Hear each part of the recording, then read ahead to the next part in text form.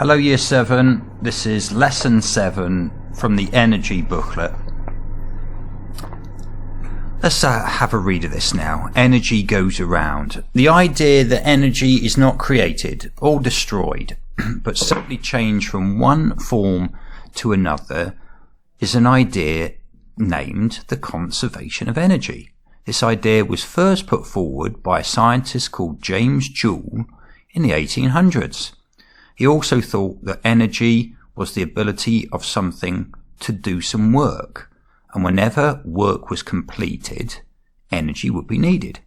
In honour of the work that he did on energy, we now measure energy in joules, or capital J. Other units for energy, like calories, are also used on food and drink products. Have a look at like a can of Coke and you'll see the amount of joules of energy that the can possesses. To lift an apple of mass 100 grams up 1 meter needs about 1 joule of energy. The apple itself contains 200,000 J or joules of stored chemical energy. That's enough energy for you to walk up about 50 flights of stairs. Now, question 1.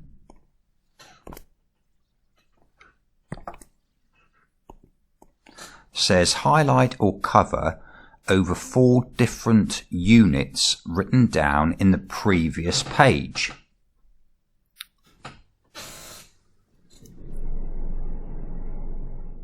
Joules, capital J. Calories is another unit for energy. Mass has the units of grams or kilograms. They are the 4 units. In question 2, how did James Joule describe the word energy?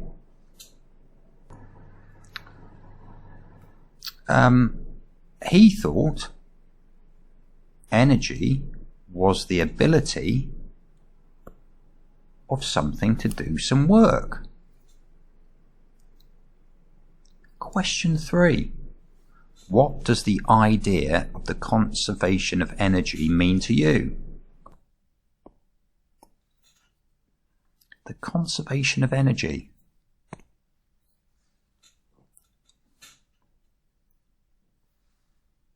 It is the idea that energy is not created or destroyed, but it can be simply changed from one form to another. That is what the conservation of energy means. Question 4. Complete the table putting in your workings. Well, an apple contains about 200,000 joules. So we're going to be using that information in just a moment. 1 apple has stored chemical energy to the value of 200,000 joules. So half an apple must be half of 200,000, which will be 100,000. Now remember that 1 apple gives you enough energy for you to climb 50 flights of stairs. So half an apple, you'll be able to climb 25 flights of stairs. Now, pause the video and you have a go at the rest of this table. I'm going to give you the answers in a second, but it's important that you have a go first. You can see here that 400,000 is double the amount of energy in one apple. So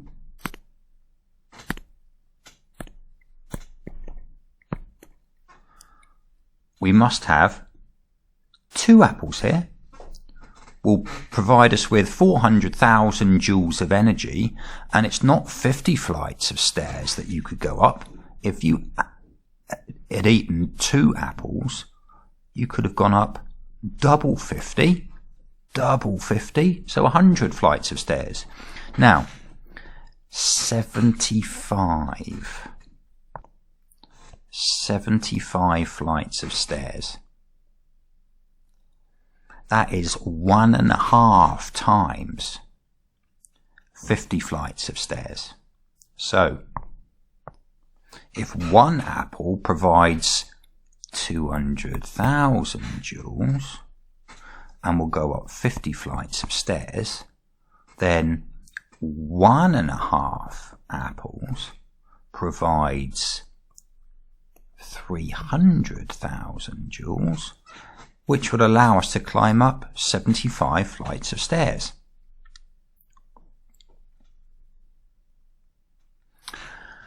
The Newton's Cradle. We're going to watch a little video and then we will have a look at this question here. Hey everyone, today we're going to be learning about the science of Newton's Cradle. If I look at these metal balls, well, they're just metal balls. But the thing about Newton's Cradle is this. As you saw there, the metal ball didn't move the 4 other balls, only the one on the other side. And that is the question. The first ball has gravitational potential energy, and it converts it to kinetic energy by both me letting go and by transferring it to the other balls. When they transfer it to the last ball, which has nothing to hit, it moves upwards, and the cycle restarts. But why would they transfer the energy? The 3 balls in the middle are in contact with each other, and that's why they're transferring it. They have another solid to transfer the energy at, and they do it. Even if I do 2 in a row, they're still the middle ball. So, it still works. See here.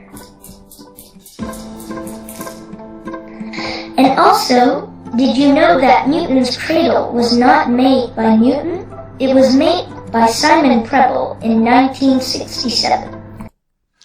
So there's quite a lot of physics here. Because the ball has been moved upwards like so, it's gained GPE, gravitational potential energy. When you let the ball go, of course, it starts to move.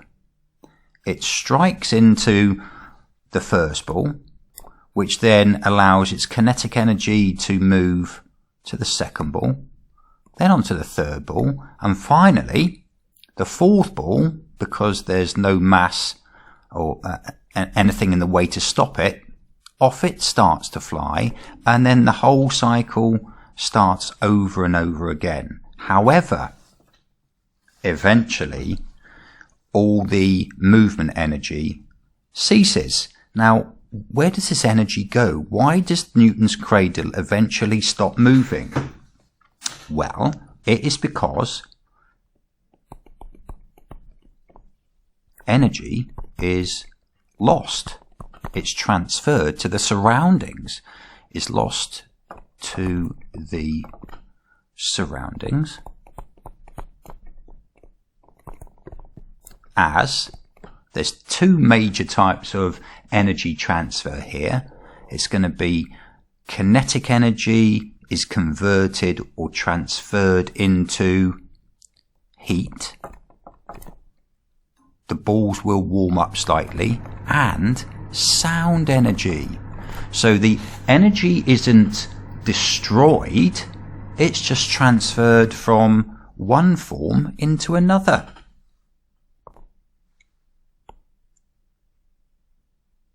The conservation of energy. Once again, this is the idea that energy is not created or destroyed, but it simply changes from one form to another. The following examples explain this visually. Now at the start, we plug the lamp into a socket and we've got 100 joules of electrical energy flows into the lamp every second. Some of the energy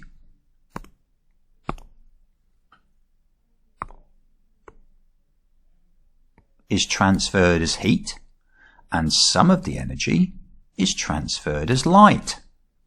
And the important thing to remember is energy is not created or destroyed, it's just changed from one form to another. So if we've got 100 joules of electrical energy going in, we must have 100 joules of electrical energy flowing out.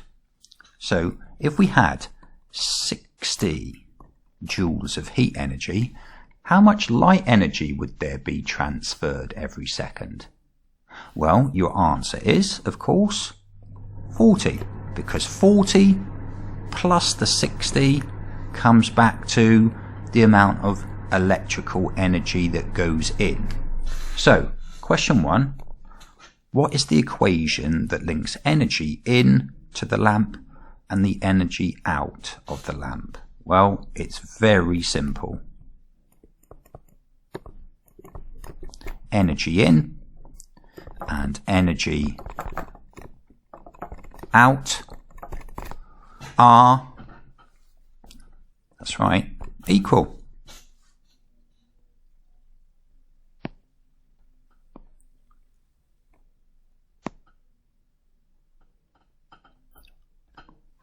Question 2. Work out the missing energy value on the energy transfer diagram for the drill. Show your workings. Now personally, I would stop this video and you work it out, and then I'll put in my answers. So I'm going to add these two up to start off with, because these three should add up to this value here. So I'm going to add up these two first. So 860, I'm showing my workings, you see, plus 630, add them up, add them together.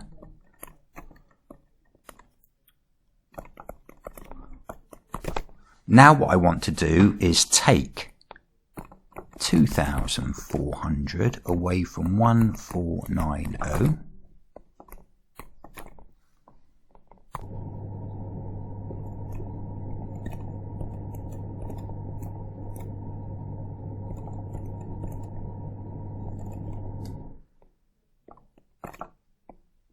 There's my answer. The kinetic energy must be 910 joules. And what I would do is just check this on a calculator. I would add those three starred values up, and they should come back to 2,400 joules. Question 3. Read through this one and see if you can't come up with the correct answer. Pause it. I'll provide you with the answers in a second, but it's important you have a go yourself first.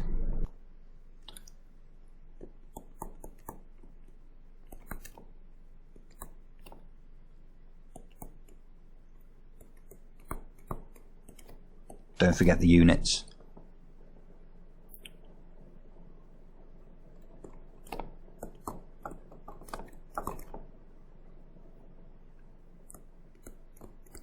Wasted energy was light.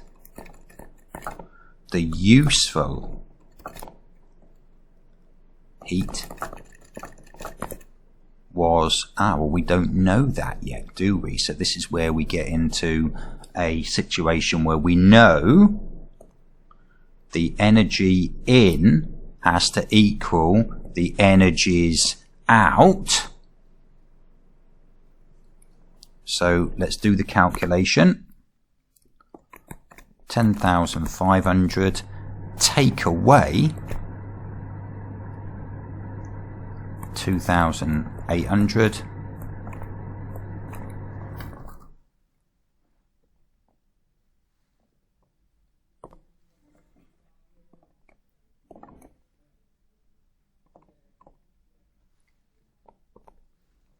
Okay, so that comes to 0.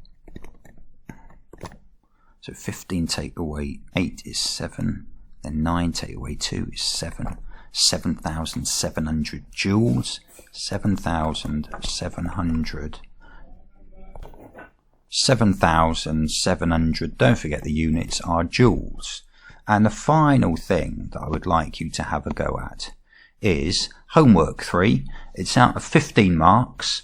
Complete the energy in and the energy out. So for example, for the TV, the energy that's used to make it work is electric. The useful energy out is light and sound. And the wasted energy from a TV is heat. Feel the back of a TV is warm, but you don't use a TV to warm up a room. Anyway, have a go at this. That's the end of the lesson. Well done.